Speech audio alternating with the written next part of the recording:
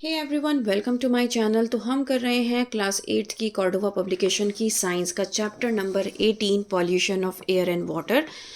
अभी तक हम बहुत सारे चैप्टर्स यहाँ पर अपलोड कर चुके हैं, तो वो मैं आपको दिखाना चाहती हूँ।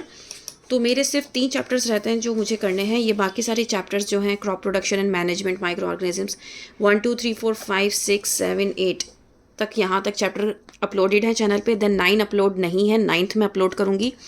10 11 12 अपलोडेड है, 13th 14 15 अपलोडेड है, 16th भी अपलोडेड है। सिर्फ 3 चैप्टर ऐसे हैं जो अपलोडेड नहीं हैं चैनल पर, और वो है 9th 17th एंड 18th। तो 9th चैप्टर है आपका रिप्रोडक्शन इन एनिमल्स, 17th है आपका stars and the solar system, and 18th है आपका pollution of air and water. तो हम यहाँ से स्टार्ट कर रहे हैं pollution of air and water. Then मैं बाकी के 2 चैप्टर्स भी अपलोड कर दूंगी, और उसके बाद मैं कोशिश करूंगी कि आपको इसकी सारी एक्सरसाइजेस में कवर कराऊं।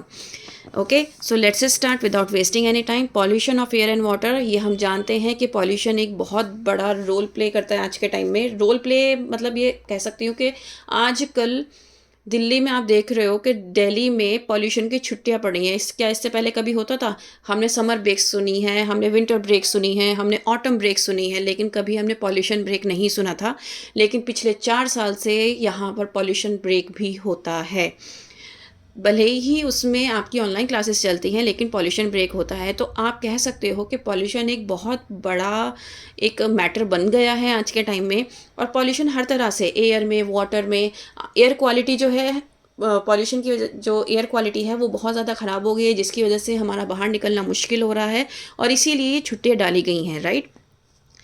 तो अब इसमें हम पढ़ लेते हैं। Air and water are 2 of the most important natural resource. ये ऐसे नेचुरल रिसोर्स हैं जो आपको अगर ये ख़त्म हो गए तो नहीं मिलेंगे, और हम इन्हीं को अपने ख़राब करने में लगे हुए हैं। आपको पता है पहले के टाइम में ना पॉल्यूशन ऐसा होता नहीं था। क्या कभी आपने सुना है कि पॉल्यूशन की छुट्टियां पड़ रही हैं? क्या कभी आपने सुना है कि किसी को स्किन की प्रॉब्लम हो रही है, आइज़ में इरिटेशन हो रही है, या रेगुलर बेसिस पर उसको थ्रोट इन्फेक्शन हो रहा है, अस्थमा की प्रॉब्लम हो रही है? लेकिन आज के टाइम में छोटे छोटे बच्चों को भी ये प्रॉब्लम हो रही है बिकॉज ऑफ पॉल्यूशन। और आपको पता है थ्रोट इन्फेक्शन और nose infection, eyes irritation, skin problems, ये इतनी कॉमन डिजीज़ हो गई हैं जस्ट बिकॉज ऑफ पॉल्यूशन, क्योंकि एयर की क्वालिटी जो है वो बहुत ज़्यादा ख़राब हो गई है, जिसकी वजह से हम लोग सफ़र कर रहे हैं। और आपने देखा होगा कि पहले ना सिर्फ MBBS डॉक्टर्स जो होते थे ना, उनकी क्लिनिक चलती थी। पहले कोई डेंटल क्लिनिक पे नहीं जाता था जल्दी से, कोई भी स्किन प्रॉब्लम के लिए स्किन क्लिनिक पे कभी नहीं जाता था, ठीक है ना। लेकिन आज के टाइम में हर तरह के डॉक्टर्स मौजूद हैं, और हर तरह के डॉक्टर की ज़रूरत है, क्योंकि हमारा एनवायरनमेंट जो हमारे पॉल्यूशन एयर है वो बहुत ज़्यादा पॉल्यूटेड हो गई है, ठीक है। So both air and water are necessary for the survival of all living organism. Air और वाटर दोनों ही ज़रूरी है। अगर हम सांस नहीं लेंगे तो हम जिंदा नहीं रहेंगे, क्योंकि एयर में क्या होती है, ऑक्सीजन प्रेजेंट होती है। अच्छा, हम ये बार बार कह रहे हैं कि भाई एयर में पॉल्यूशन है, एयर में पॉल्यूशन है, इसलिए हम बाहर नहीं निकल रहे हैं, इसलिए हमें थ्रोट इन्फेक्शन हो रहा है, क्योंकि हम उस चीज़ को इनहेल कर रहे हैं। अब आप ये देखो, हम कहते हैं कि भाई ह्यूमन बींग्स ही क्या कर रहे हैं, एयर को पॉल्यूट कर रहे हैं। कैसे कर रहे हैं? हम अपने घर से शुरुआत करते हैं। आप बताइए, क्या पहले आपके घर में फ्रिज हुआ करते थे? आप अपनी दादी से पूछना, आप अपनी परदादी से या नानी से पूछना, पहले फ्रिज नहीं हुआ करते थे। क्यों नहीं होते थे? और जब नहीं होते थे तो उस टाइम इन्वेंट नहीं हुए थे, राइट। लेकिन किसी किसी के घर में एक आधा मिल गया, ऐसा हो जाता था। महंगे भी होते थे पहले, ठीक है। अब लोगों के पास पैसा आ गया है तो वो हर चीज़ अपनी ज़रूरत की खरीद लेते हैं। लेकिन आप ये नहीं देखते कि जब पहले ये सब चीज़ें बहुत कम थी, लोगों के पास गाड़ियाँ स्कूटी नहीं थी, लोग क्या करते थे, घोड़े तांगे में जाते थे, या फिर साइकिल का यूज़ करते थे, रिक्शा का यूज़ करते थे। कोई भी इस तरीके की गाड़ी या बसेस वगैरह का यूज़ नहीं करते थे। बहुत कमी से एक आधी बस चल कर जाती थी, उसका भी टाइम होता था। लेकिन आज के टाइम में हम क्या कर रहे हैं, इन रिसोर्सेज का अननेसेसरी यूज़ कर रहे हैं, ठीक है।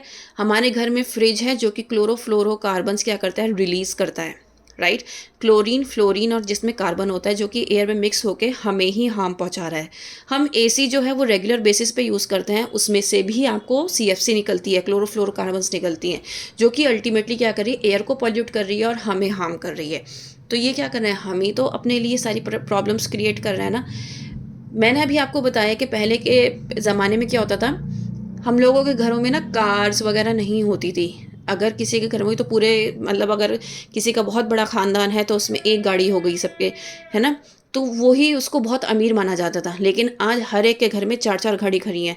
अगर 4 लोग हैं तो 4 लोग अलग अलग गाड़ी से जाते हैं। तो इसकी वजह से क्या हो रहा है, एयर पोल्यूशन हो रहा है, डीजल फ्यूल फूक रहा है, जिसकी वजह से वो अल्टीमेटली हमारी एयर को पॉल्यूट कर रहा है। ठीक है ना। Various human activities such as industrial growth and urbanisation have contaminated the air and water. अब देखो, ये बट ऑब्वियस सी बात है, जब पॉपुलेशन बढ़ रही है इंडस्ट्रियल ग्रोथ भी होगी ही होगी, हमें चीज़ों की ज़रूरत भी होगी, और इसी वजह से इंडस्ट्रियल ग्रोथ होना एक आम सी बात है। अर्बनाइजेशन, आपने देखा होगा कि आसपास पहले बहुत ज़्यादा ग्रीनरी हुआ करती थी, लेकिन आज के टाइम में ग्रीनरी नहीं है ना। पेड़ लगाओ अभियान, वन महोत्सव अभियान जो चलता है, वो क्यों लगाया? पहले तो नहीं होता था ये, लेकिन अब होता है। क्यों होता है भाई? एयर की क्वालिटी बहुत ज़्यादा ख़राब हो गई है। जंगलों को काट काट के हम लोगों ने क्या किया है, घर बनाए हैं, फ्लैट सिस्टम किया है, पैसा कमाने के पीछे भाग रहे हैं, लेकिन ये नहीं देख रहे हैं अल्टीमेटली हम अपने आप को हार्म कर रहे हैं, है ना। तो क्या कर रहे हैं हम, अर्बनाइजेशन कर रहे हैं, जिसकी वजह से क्या हो रहा है, एयर और वाटर की क्वालिटी दोनों ही खराब हो रही है। This has led to serious health hazards and environmental problems like global warming, greenhouse effect, and acid rain. So it is very essential the air and water are free from any harmful substances. In this chapter, we will study about the pollution of air and water and their effects on our lives. We will also learn how can we prevent air and water pollution. So basically जब ये environmental problems create होती हैं तो उससे green house effect भी होता है, acid rain भी होता है, और ग्लोबल वार्मिंग भी होती है, जिसकी वजह से अल्टीमेटली हमें ही हार्म पहुंचता है, ह्यूमन बींग्स को ही हार्म पहुंचता है, और ह्यूमन बींग्स ही ये सब चीज़ें क्रिएट कर रहा है। ठीक है ना। तो इस चैप्टर में हम इसी के बारे में पढ़ने वाले हैं। सबसे पहला है pollution, the contamination of natural resources like air and water by addition of harmful, जो कि टॉक्सिक और पॉइजनस चीज़ें हैं, to various human activities is called pollution. तो पॉल्यूशन क्या होता है कि जब आपके नेचुरल रिसोर्सेज जो हैं वो कंटामिनेट हो जाएं, उसमें कुछ टॉक्सिक चीज़ें, ख़तरनाक चीज़ें मिक्स हो जाएं जो इंसानों के लिए ठीक नहीं है, लिविंग ऑर्गेनिजम्स के लिए ठीक नहीं है, उसको हम कहते हैं पॉल्यूशन। पॉल्यूशन से फिजिकल, केमिकल और बायोलॉजिकल कैरेक्टरिस्टिक्स में बहुत सारे चेंजेस आ सकते हैं। किसकी बायोलॉजिकल कैरेक्टरिस्टिक्स में? नेचुरल रिसोर्सेज की। अब जैसे कि एयर जो ऊपर वाले ने हमें बना के भेजी थी, हमने वैसी नहीं छोड़ी है। क्यों? क्योंकि हम अननेसेसरी कार्स यूज़ करते हैं, अननेसेसरी फ्यूल यूज़ करते हैं, हम एसीज यूज़ करते हैं, हम फ्रिज यूज़ करते हैं ना। तो ये क्या कर रहे हैं, हम खुद से पॉल्यूट कर रहे हैं अपने एनवायरनमेंट को, which adversely affect both living and organisms and non living objects. तो ये अल्टीमेटली लिविंग ऑर्गेनिजम्स को तो बहुत ज़्यादा हार्मफुल एडवर्स इफेक्ट डाल रहा है, हाँ, उनको ऊपर। ऐसे ही नॉन लिविंग पर भी एडवर्स इफेक्ट ही होता है। Any substance that causes pollution is called a pollutant. कोई भी ऐसा सब्सटेंस जो कि पॉल्यूशन क्रिएट कर रहा है उसको हम पॉल्यूटेंट कहते हैं। जैसे कि carbon monoxide, oxide of sulphur और नाइट्रोजन, डस्ट, स्मोक, सीवेज, ये क्या है, सारे पॉल्यूटेंट्स हैं जो कि पॉल्यूशन को क्रिएट करते हैं। Substance become a pollutant when its concentration increases beyond a permissible limit in the environment. कोई भी सब्सटेंस पॉल्यूटेंट कब बनता है? जब उसकी मात्रा एनवायरनमेंट में, एयर में ज़्यादा हो जाए, जब उसकी क्वांटिटी बढ़ जाए तो वो पॉल्यूशन का रूप ले लेता है। ठीक है। मैंने कहा कि हमारे घर में फ्रिज और एसी हैं, वो 24 घंटे चलते हैं गर्मियों में, है ना। मैंने एक एग्जांपल दिया। अब सिर्फ मेरा घर तो नहीं है, बहुत सारे घर हैं, बहुत सारे लोग रहते हैं, है ना। तो वैसे 24 घंटे कोई चलाता नहीं है, लेकिन मैं एक एग्जांपल देके चल रही हूँ। तो उसमें क्या होता है कि हम अल्टीमेटली क्या कर रहे हैं, क्लोरीन, फ्लोरीन और कार्बन तीनों ही बहुत खतरनाक गैसेस हैं जो कि हम एनवायरनमेंट में रिलीज़ कर रहे हैं थ्रू एसी। हमें अपने आप को क्या चाहिए, कंफर्ट चाहिए, लेकिन हम एयर को क्या कर रहे हैं, पॉल्यूट कर रहे हैं। ठीक है। अब जब मेरे घर से भी सीएफसी निकल रही है, सामने वाले के घर से भी सीएफसी निकल रही है, मेरे पड़ोस से भी सीएफसी निकल रही है, आप देखो कितनी ज़्यादा क्लोरीन, फ्लोरीन और कार्बन एनवायरनमेंट में जा रहे हैं। इससे क्या हो रहा है कि उसकी लिमिट जो है, जितनी होनी चाहिए एयर में, उससे ज़्यादा हो गई है, जिसकी वजह से क्या हो रहा है, पॉल्यूशन क्रिएट हो रहा है। For example, fertilisers are helpful in increasing the crop yield, but when used in excess they contaminate the soil and surface water. अब एक एग्जाम्पल इन्होंने लिया कि आपने कोई क्रॉप लगा रखी है और क्रॉप में हम फर्टिलाइज़र्स ज़रूर डालते हैं ताकि हमारी क्रॉप बहुत अच्छी रहे, लेकिन अगर उसी फर्टिलाइज़र की क्वांटिटी हम ज़्यादा कर दें तो क्या होगा, हम अपनी जो क्रॉप है उसको तो ख़राब कर ही रहे हैं, उसको तो हार्म पहुंचा ही रहे हैं, साथ साथ जो वहाँ पर सॉइल है, उसकी सॉइल की जो फर्टिलिटी है उसको भी लूज़ कर रहे हैं, और वहाँ का जो वाटर है वो भी कंटामिनेट हो रहा है। Similarly, increasing percentage of carbon dioxide due to human activities has increased greenhouse effect and global warming. अब देखो, जब बहुत ज़्यादा कार्बन डाइऑक्साइड जो है वो रिलीज होगा, उसका परसेंटेज ज़्यादा हो जाएगा एनवायरनमेंट में, तो क्या होगा? ग्रीन हाउस इफेक्ट और ग्लोबल वार्मिंग। ये तो हम सब जानते हैं ना, कार्बन डाइऑक्साइड की जब कंटेंट ज़्यादा हो जाता है तब ये दोनों चीज़ें होती हैं। एयर पॉल्यूशन क्या होता है? जब एयर कंटामिनेट हो जाए हार्मफुल अनवांटेड सब्सटेंसेस से, जैसे कि टॉक्सिक गैसेस है, स्मोक है, डस्ट है, जो कि लिविंग ऑर्गेनिज्म और नॉन लिविंग ऑर्गेनिजम्स दोनों पर ही इफेक्ट डालती है, तो वो क्या कहलाता है? एयर पॉल्यूशन कहलाता है। Harmful and unwanted substances which contaminate the air are called air pollutants. ऐसे सब्सटेंसेस जो कि बहुत ज़्यादा हार्मफुल हैं हमारे लिए, जो एयर को कंटामिनेट करते हैं, ख़राब करते हैं, वो क्या कहलाते हैं? पॉल्यूटेंट्स कहलाते हैं। Air pollutants may come from natural sources like smoke and dust arising from forest fires or volcanic eruptions. देखो, एयर पॉल्यूशन सिर्फ हमारी ही वजह से नहीं हो रहा है, ये हम जानते हैं कि वॉल्केनिक इरप्शन होता रहता है, और आपने फॉरेस्ट फायर का बहुत ज़्यादा सुना भी होगा। तो इससे भी क्या होता है कि एयर हमारी पॉल्यूट होती है, ठीक है। तो कुछ नेचुरल चीज़ें भी हैं जिसकी वजह से जो एयर है वो पॉल्यूट होती है, और कुछ हम ह्यूमन बींग्स भी करते हैं, लेकिन ह्यूमन बींग्स की जो करने की मात्रा है ना वो ज़्यादा है, मतलब हम लोग ज़्यादा कंटामिनेट करते हैं अपने एयर वाटर को। But majority of air pollutants are added to the atmosphere due to various human activities. देखो, ये बात तो इन्होंने भी बोल दी है कि ज़्यादातर तो ह्यूमन एक्टिविटीज़ की वजह से ही होती है। जैसे कि हम क्या करते हैं? फॉसिल फ्यूल बंद करते हैं। फॉसिल फ्यूल क्या है भाई? पेट्रोल, डीजल, जो कि बड़े सालों में निकलता है, मिलियंस ऑफ ईयर्स के बाद हमारे पास आता है, और हम इसको अंधाधुन यूज़ करते हैं। Automobile exhaust and industrial emission, जिसकी वजह से क्या हो रहा है? हमारा जो एनवायरनमेंट है वो क्या हो रहा है? पॉल्यूट हो रहा है। Let us study some typical air pollutants and their sources in detail। तो यहाँ पर हम क्या करेंगे? कुछ पढ़ेंगे, कुछ टेबल के बारे में। एयर पॉल्यूटेंट्स गिवन है और उसके जो पॉल्यूटेंट्स हैं कि कहाँ कहाँ पर किसकी वजह से में होता है। मतलब जैसे सल्फर डाइऑक्साइड है, बर्निंग ऑफ फॉसिल फ्यूल से है, सल्फर डाइऑक्साइड निकलती है। Automobile exhaust, refining of petroleum and its products, volcanic eruption, oxides of nitrogen. मतलब आप अगर ये सब चीज़ें यूज़ करोगे, इस तरीके से ये सब चीज़ें यूज़ होंगी, तो ये सारे पॉल्यूटेंट्स इसमें से निकलेंगे, जो कि अल्टीमेटली हमारे एनवायरनमेंट को हार्म करेंगे। Now harmful effects of air pollution. कौन कौन से हार्मफुल इफेक्ट्स हैं एयर पॉल्यूशन के? बहुत सारी हेल्थ प्रॉब्लम्स को अराइज करता है। कार्बन मोनोऑक्साइड, आपको पता होगा कि ये इतनी खतरनाक गैस है, आपने ये बहुत सारे केसेस सुने भी होंगे। अब सर्दियाँ शुरू हो गई हैं, सर्दियों में लोग क्या करते हैं कि ठंड बहुत लग रही है, वो अंगीठी जला लेते हैं। ज़्यादातर गांव में जो घर होते हैं वो लोग क्या करते हैं? अंगीठी जला के रखते हैं, और उसको ना वो कमरा बंद करके वहाँ लेके बैठ जाते हैं। कई बार ये होता है कि वो कि कमरा गर्म रहेगा, इसको बाहर निकाल के नहीं रखते अंगीठी को, ठीक है, और सो जाते हैं। लेकिन उनको ये नहीं पता होता कि वो जो सोए हैं वो कभी उठेंगे नहीं, क्योंकि अंगीठी में से क्या निकलती है? Carbon monoxide. जो ऐश उसकी रह जाती है ना, उसमें से जो गैस निकलती रहती है वो कार्बन मोनोऑक्साइड गैस होती है। और जब कोई भी वेंटिलेशन आपके रूम में ना हो, कंप्लीटली ब्लॉक कर रखा है आपने अपना रूम, तो क्या होता है? वो मोनोऑक्साइड गैस अंदर ही ट्रैप हो जाती है, जिसकी वजह से ऑक्सीजन, जो हमारा ऑक्सीजन हमारी बॉडी में ब्लड सर्कुलेट हो रहा है, उसके साथ वो कार्बन मोनोऑक्साइड मिक्स होना स्टार्ट हो जाती है और कार्बोक्सी हीमोग्लोबिन बनाना स्टार्ट करती है, जिसकी वजह से हमें एकदम से सफोकेशन स्टार्ट हो जाता है, और सफोकेशन की वजह से हमारी डेथ हो जाती है, ठीक है।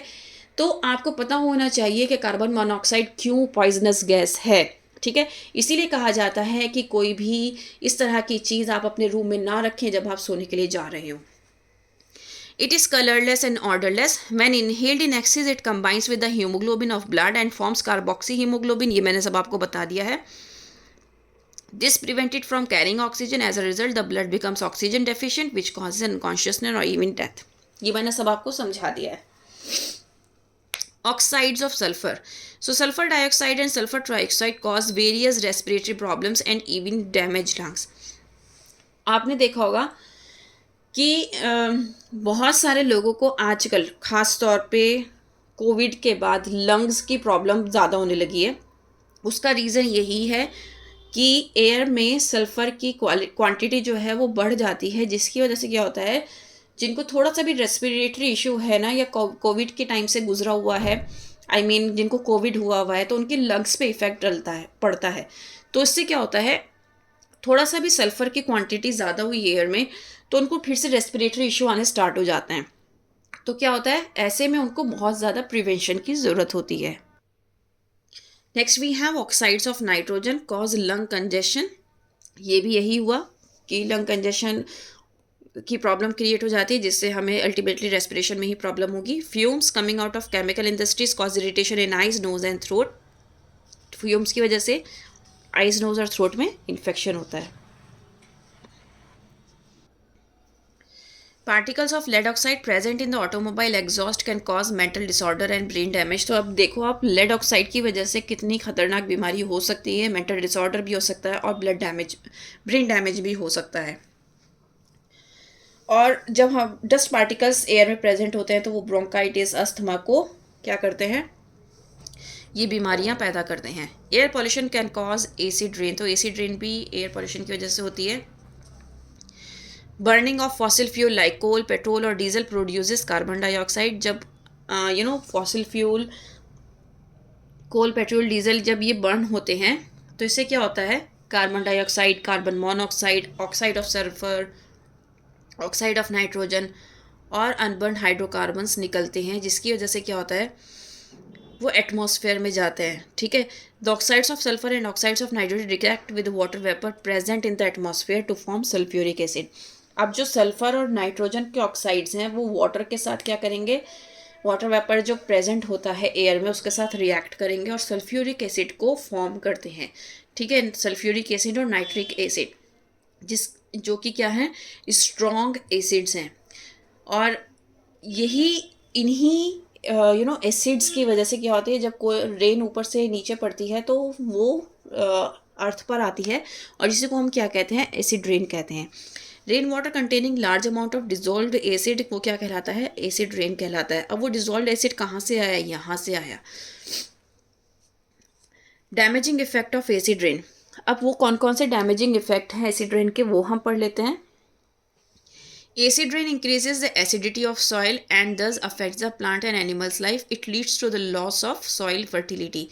So basically एसिड जब ज़्यादा बन जाएगा, आप खुद देखो ना, आपकी बॉडी में एसिडिटी आपको होनी स्टार्ट हो जाती है, आपको बहुत सारी प्रॉब्लम्स क्रिएट होनी स्टार्ट हो जाती हैं।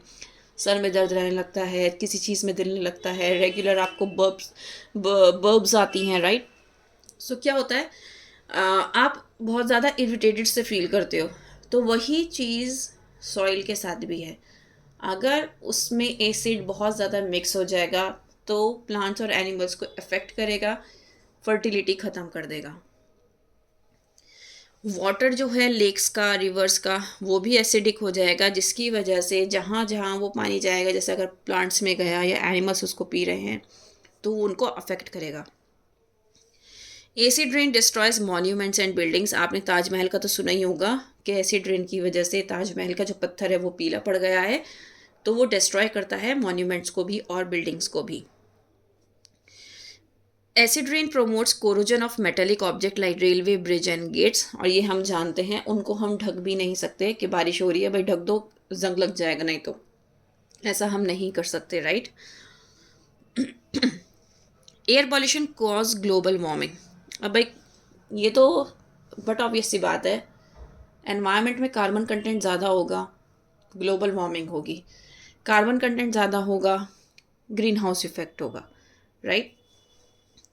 Carbon dioxide release by the burning of fuel is not a poisonous gas, but excessive use of fossil fuel increase the concentration of carbon dioxide in the environment.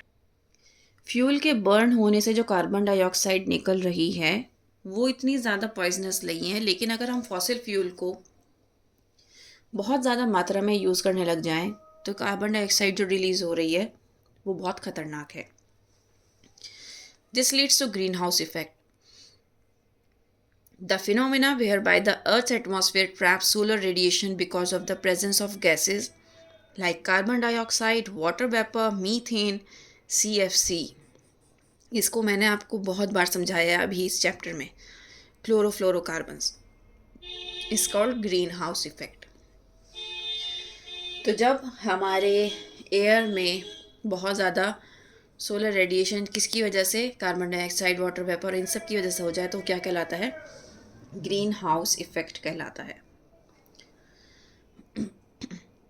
Without the natural greenhouse effect the earth surface would be too cold to sustain life. अगर greenhouse effect ना हो तो अर्थ इतनी ठंडी हो जाएगी कि आप इस अर्थ पे रह नहीं सकते। लेकिन अगर बहुत ज़्यादा अमाउंट में ग्रीन हाउस इफेक्ट हो रहा है, मतलब उसकी लिमिट से ज़्यादा हो रहा है, तो वो कंसर्न की बात है, ठीक है।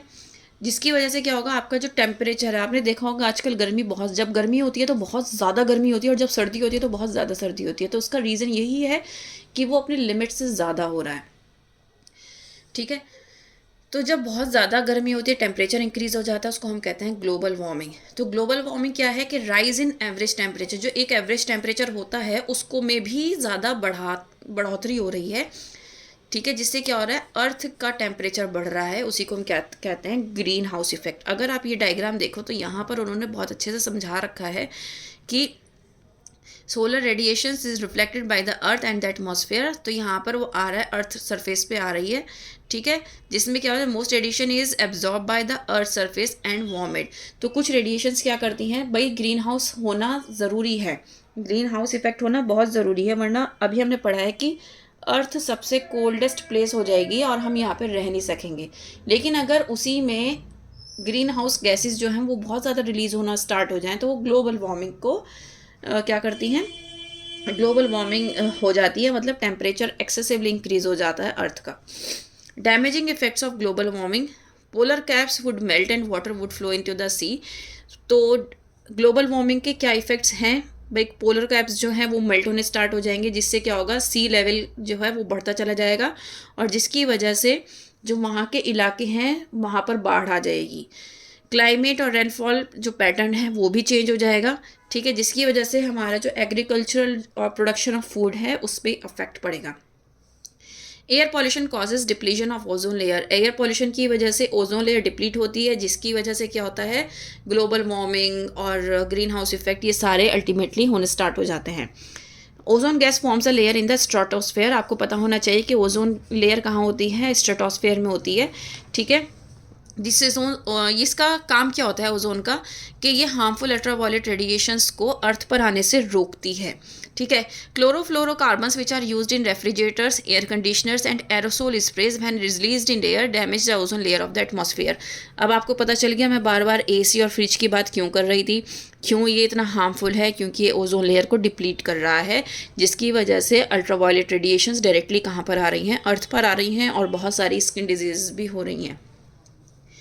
Damaging effect of ozone layer depletion, harmful ultraviolet, जिसकी वजह से देखो इन्होंने यही बताया कि जो जितने भी हार्मफुल अल्ट्रावायलेट रेडिएशंस हैं, यूवी रेज हैं, वो अर्थ पर आ रही हैं, जिसकी वजह से cataract, skin cancer, damage of eyesight बहुत कॉमन है ये सब चीज़ आज के टाइम में। और जितने भी हार्मफुल अल्ट्रावायलेट रेडिएशंस हैं वो हमारे जो ना जीन स्ट्रक्चर में भी क्या कर रही हैं, म्यूटेशंस लेकर आ रही हैं, चेंजेस लेकर आ रही हैं।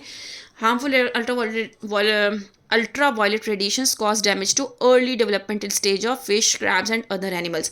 आपने देखा होगा आज के टाइम में प्यूबर्टी बहुत जल्दी आ रही है, 9, 10, 11 ईयर्स की एज में आ रही है, जबकि पहले 13, 14 के बाद आती थी, है ना। आजकल बच्चे जो हैं वो जल्दी मैच्योर हो रहे हैं, तो रीज़न क्या है, हमारा एनवायरनमेंट ही है। Now multiple choice question, which of the following human activity is not cause of pollution? So afforestation, increasing percentage of carbon dioxide in the environment leads to global warming.